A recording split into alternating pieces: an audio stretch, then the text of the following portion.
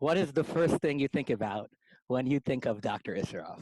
When I think of my father, Dr. Shimshon Isseroff, I know many other people who knew him well and know him well, think of him as a very gentle, very kind person with a beautiful smile. And growing up, my father never scolded me, which is pretty unique. The only time my father got angry at me was when he was teaching me how to drive, and I actually went onto the highway in the wrong direction with the traffic coming at us. And that's the only time I saw my father yell at me. Gives you a little bit of a understanding of who he is.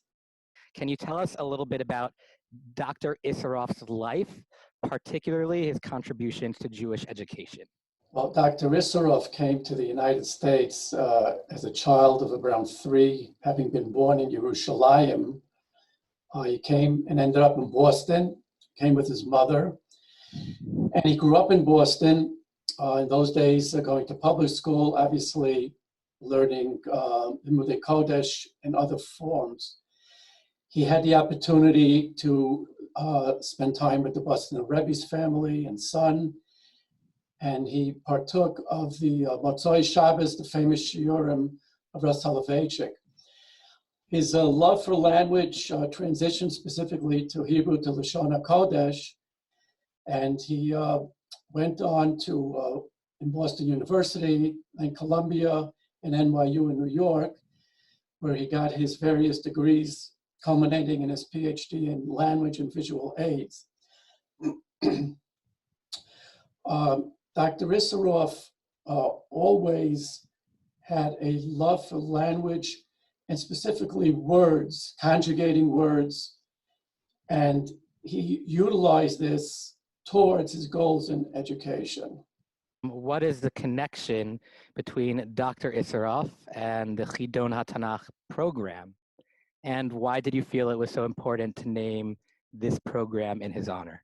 So Dr. Isseroff, ultimate goal, the end to his means, was always educating Jewish children in Jewish subjects, Torah, and in the love of Torah. And while he was involved in the Metropolitan Commission on Talmud Torah, he was involved in Yeshiva University and Stern College, at that point, a program known as TI. The Chidon, in a sense, flowed organically from those other endeavors, which went on simultaneously, in that the Chidon itself was a means towards accomplishing those goals. And very specifically, as he had learned from his own father, who was a mechanech, an educator in his own right, questions and answers with the visual aids was a very important component of proper education. And we, of course, are familiar with that from Sipur Yetzias Mitzrayim. The Chidon blended beautifully with that concept. Do you have any final message or comment to the new generation of Chidon students? My father has a limitless love of Tanakh. And growing up, I never saw my father without a Chumash or a Navi or a Gemara in his hands.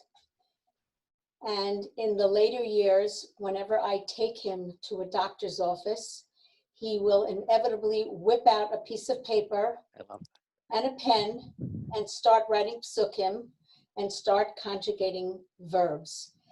Obviously, you kids are here today because you have a passion for Tanakh, and I can only tell you to treasure it and follow it for all of your life.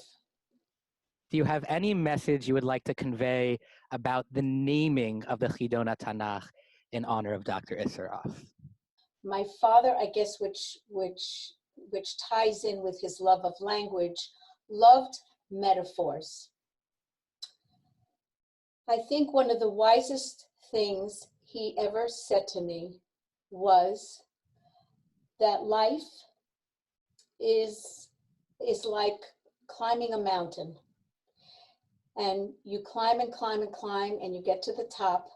And when you look out, you see hundreds of other mountains. So you think you've gotten to the top, but look what's out ahead of you. So the lesson to learn is that you have to love the climbing up, because that is what life is. And it's reflected in Sefer Tehillim, in Mi Yaleh Bahar Hashem. This was how my father lived his life.